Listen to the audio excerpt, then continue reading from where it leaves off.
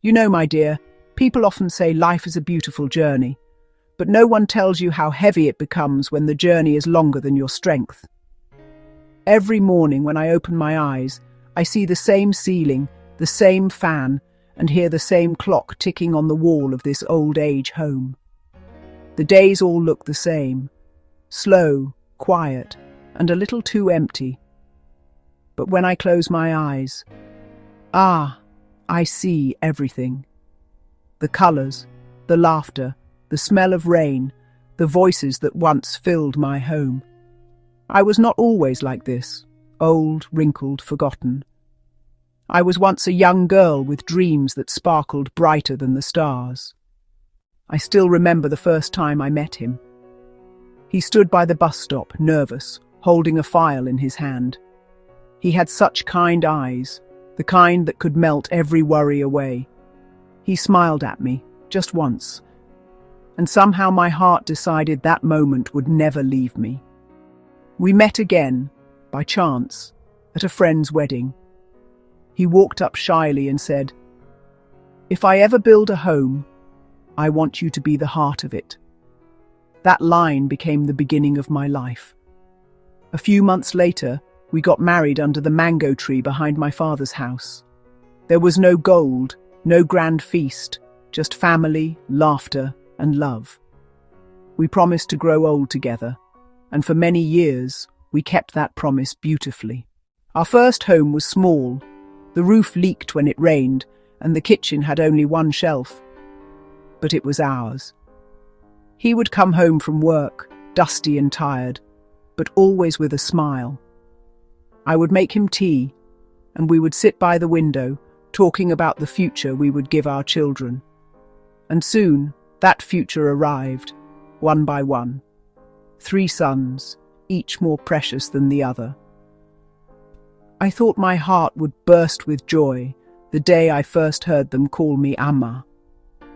Our days were full of chaos and laughter, toys scattered across the floor, crayons on the walls, and giggles echoing through the house. He would say, "This is what heaven must sound like." And I would laugh because I believed him. We didn't have much money, but we had everything that mattered: love, togetherness, dreams. At night, when everyone was asleep, we would sit outside under the mango tree, the same one from our wedding, and talk about how lucky we were. He used to tell me, "One day our sons will take care of us, just like we are taking care of them now." And I believed him with all my heart. But life, my dear, is not a straight line. It bends, it twists, and sometimes it breaks. As the years went by, the laughter in the house changed. Our boys grew up. They went to universities, found jobs, built lives of their own. The house that once echoed with noise started becoming silent. The phone that once rang every evening began to stay still. The eldest became a doctor, the second a computer scientist, and the youngest a government officer. I was so proud of them. But slowly their visits became shorter, their calls became fewer, and their words became colder. They started talking to us like we were their responsibility, not their parents. He used to say, "They're busy, don't think too much." But I could see the pain hiding behind his smile every time another birthday passed without a call. Sometimes love doesn't die all at once. It disappears, quietly, piece by piece.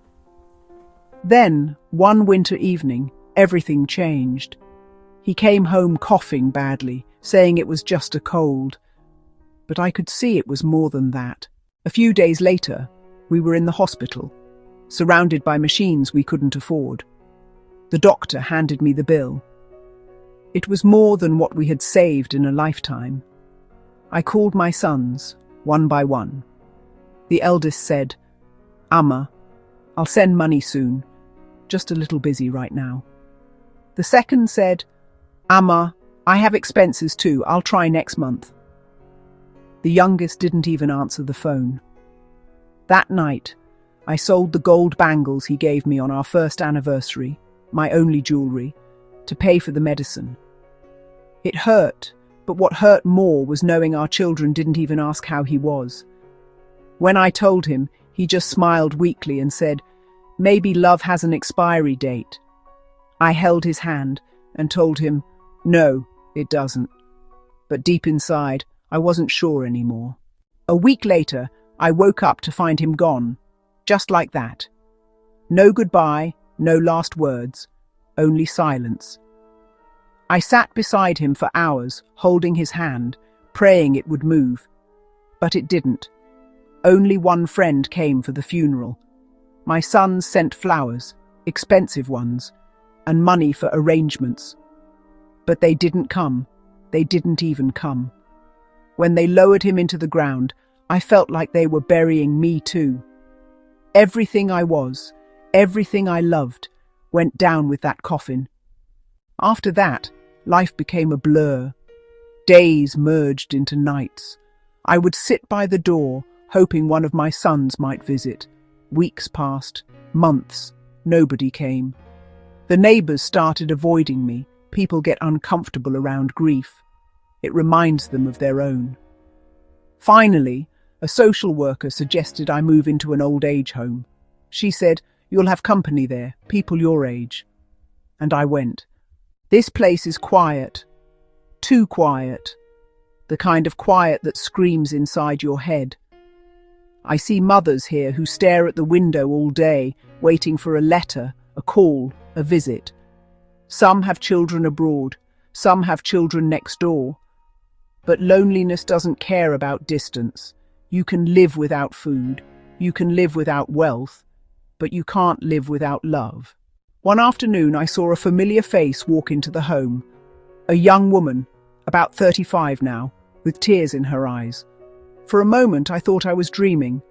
But then she said softly, "Amma, I finally found you." She was my best friend's daughter.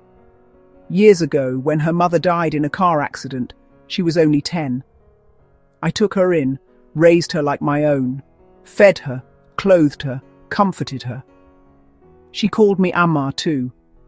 Then, when she grew up, life took her far away. We lost contact.